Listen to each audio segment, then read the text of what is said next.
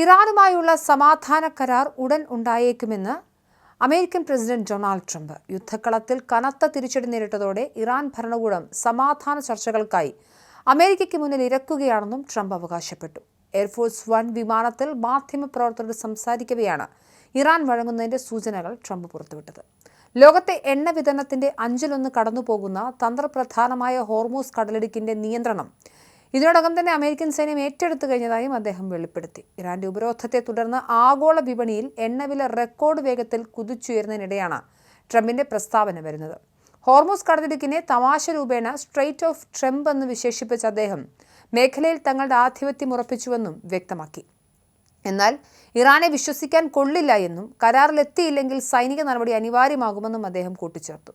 ചർച്ചകൾ നടക്കുന്നുണ്ടെങ്കിലും ഇറാൻ വഴങ്ങിയില്ലെങ്കിൽ ആ രാജ്യം വലിയ വില നൽകേണ്ടി വരുമെന്നാണ് വൈറ്റ് ഹൗസിന്റെ മുന്നറിയിപ്പ്. ഏപ്രിൽ 6-നകം കരാർ വ്യവസ്ഥകൾ അംഗീകരിച്ചില്ലെങ്കിൽ ഇറാന്റെ ഊർജ്ജ മേഖലയ്ക്ക് നേരെ അതിശക്തമായ ആക്രമണം ഉണ്ടാകുമെന്ന അന്ത്യശാസനവും ട്രംപ് നൽകിയിട്ടുണ്ട്. ഇറാന്റെ എണ്ണ കയറ്റുമതിയുടെ ജീവനാഡിയായ ഖാർഗ് ദ്വീപ് പിടിച്ചെടുക്കുന്നതിനെക്കുറിച്ച് അമേരിക്ക ഗൗരവമായി ആലോചിക്കുന്നുണ്ട്. ഫൈനാൻഷ്യൽ ടൈംസിന് നൽകിയ അഭിമുഖത്തിൽ ഇറാന്റെ എണ്ണ സമ്പദ്മേലുള്ള തന്റെ താൽപ്പര്യവും ട്രംപ് തുറന്നു പ്രകടിപ്പിച്ചു. ഖാർഗ് ദ്വീപ് പിടിച്ചെടുക്കുന്നത് US സൈന്യത്തിന് എളുപ്പമുള്ള കാര്യമാണെന്നും അവിടെ ഇറാന് കാര്യമായ പ്രതിരോധമില്ലെന്നും അദ്ദേഹം പരിഹസിച്ചു.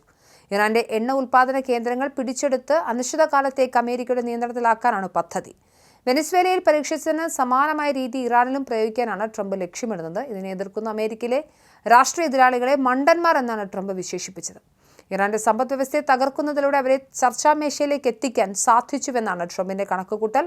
നിലവിൽ പാകിസ്ഥാൻ മധ്യസ്ഥതയിലാണ് ഇറാനും അമേരിക്കയും തമ്മിലുള്ള ചർച്ചകൾ പുരോഗമിക്കുന്നത്. ഈ ചർച്ചകൾ മികച്ച രീതിയിലാണ് മുന്നോട്ട് പോകുന്നതെന്ന് ട്രംപ് പറയുമ്പോഴും ഇറാന്റെ ഭാഗത്തു നിന്നും ഔദ്യോഗിക സ്ഥിരീകരണങ്ങളൊന്നും ഉണ്ടായിട്ടില്ല.